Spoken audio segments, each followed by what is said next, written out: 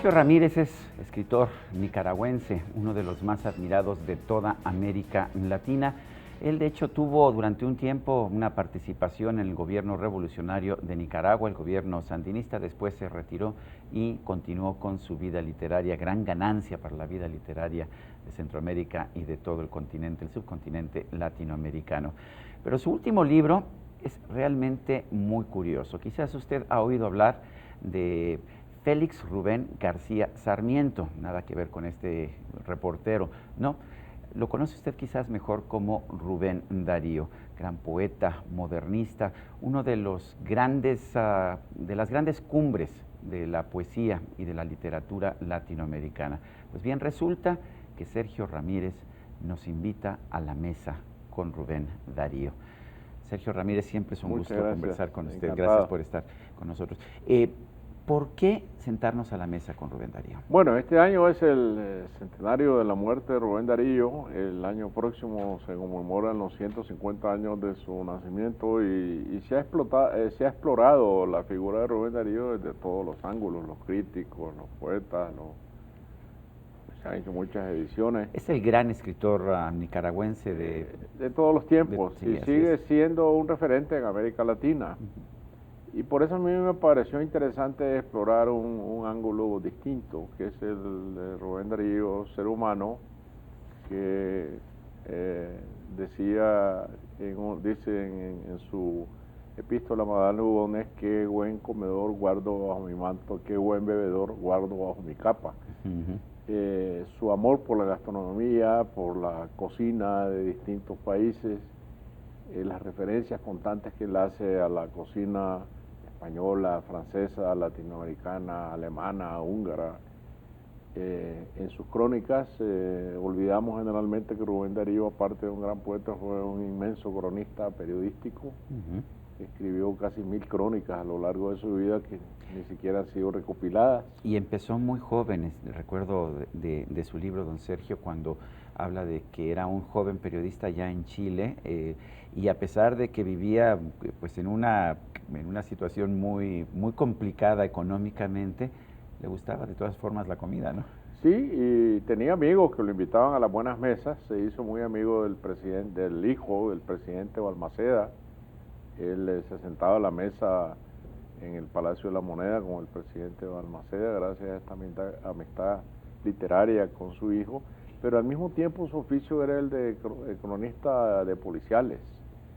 Él cubría los incendios, los crímenes, los robos, atendía las morgues, los juzgados. Lo cual contrasta un poco con la sensibilidad que tuvo a lo largo de su vida como poeta, ¿no? Bueno, se preparó como periodista desde la base, como muchos buenos periodistas que se preparan en la reportería de la medianoche, ¿no?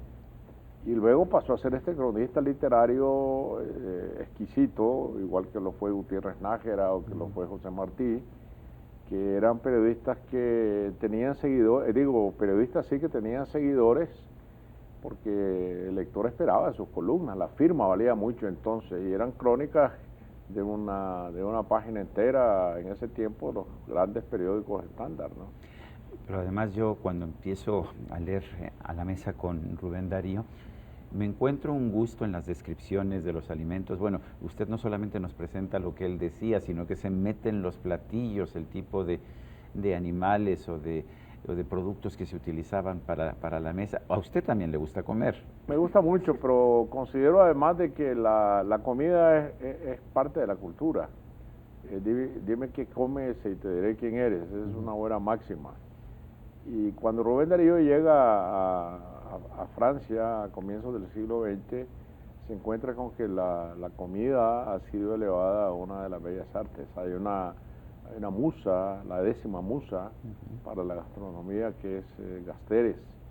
Y entonces se ha escrito grandes libros de cocina. Alejandro Dumas es autor de un gran diccionario de cocina francesa.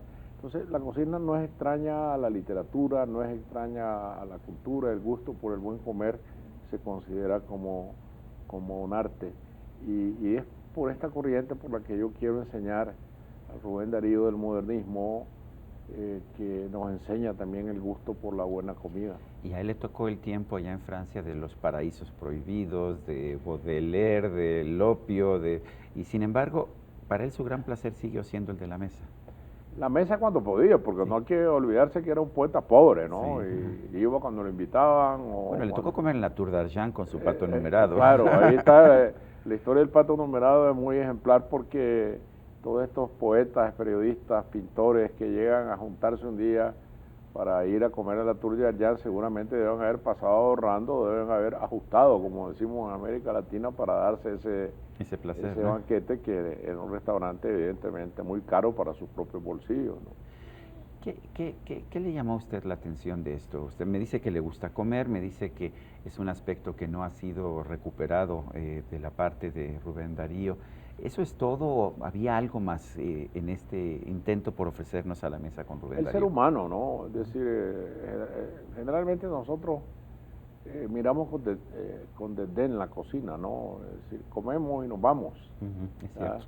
Como diría Fidel Castro, como le habrían dicho a Fidel Castro.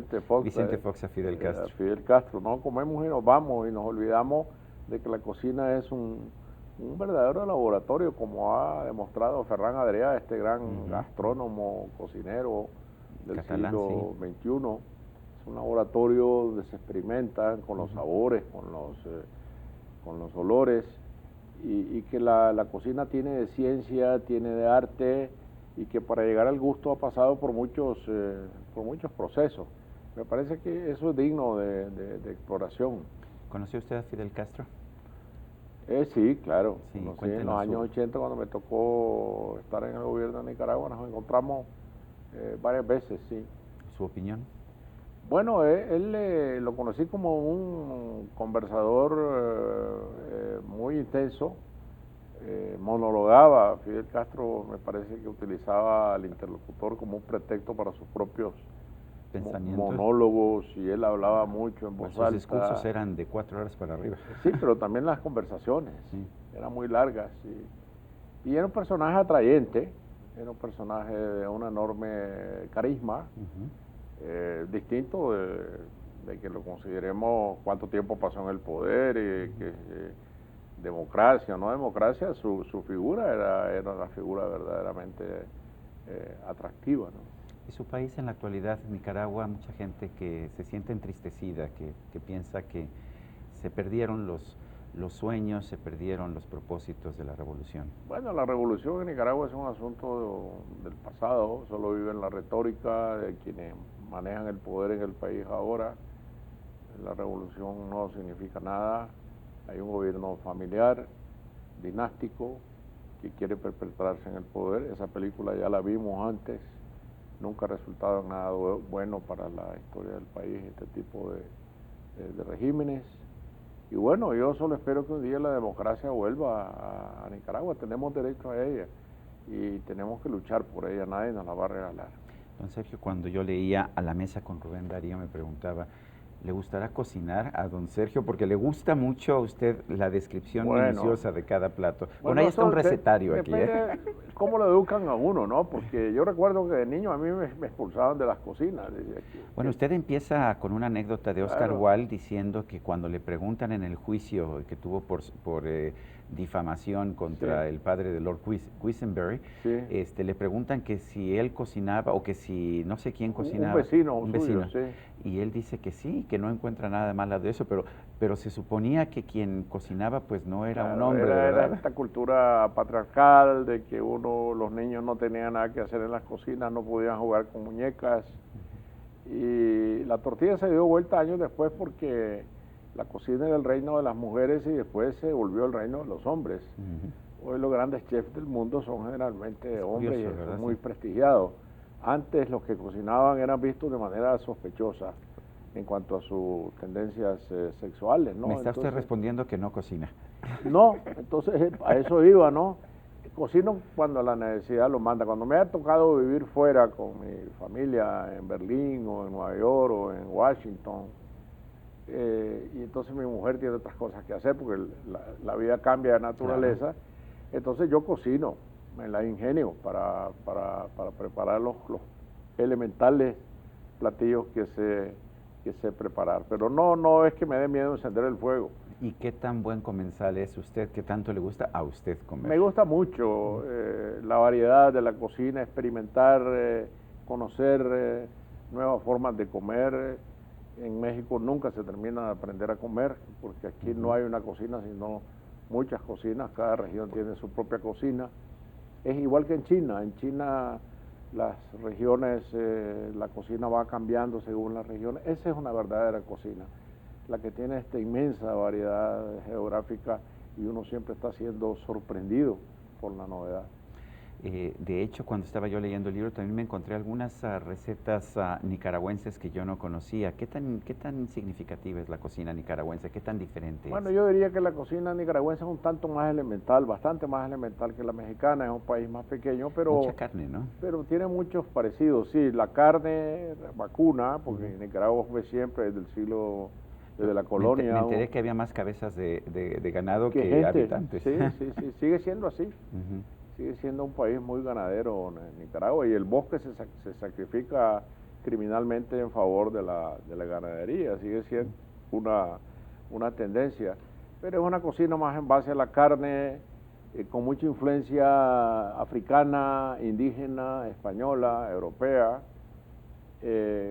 muy pariente de lo que es el resto de la cocina centroamericana en cuanto a sus componentes elementales.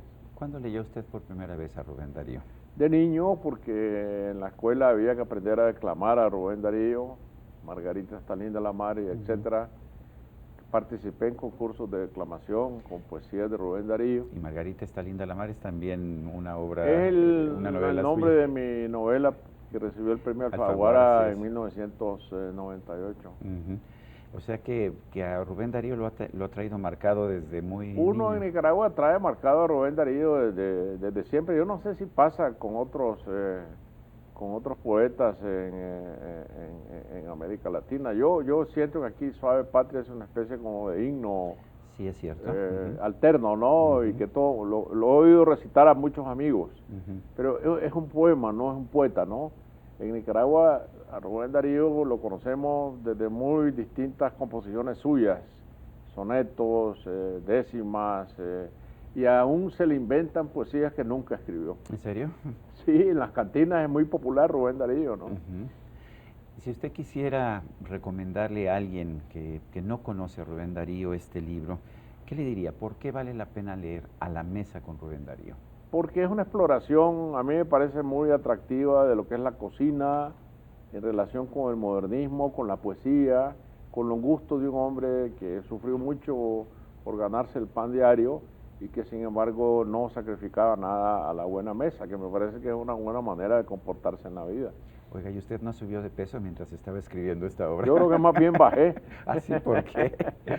Son muchas horas de investigación. Sí, eso me di cuenta. Sí, porque hay crónicas horas ahí que yo no sabía ni que existían. Sí, son muchas horas. Además, cuando yo me encontraba una receta de Rubén Darío que él menciona, yo la iba a investigarla hasta que la encontraba, y al final hay un recetario de todos los platillos que él menciona. Sí, es muy original porque tiene de todo.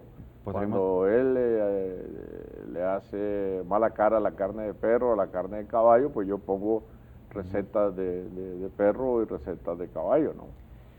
Yo quiero agradecerle a Sergio Ramírez, autor de A la mesa con Rubén Darío, por haber estado con nosotros. Muy amable.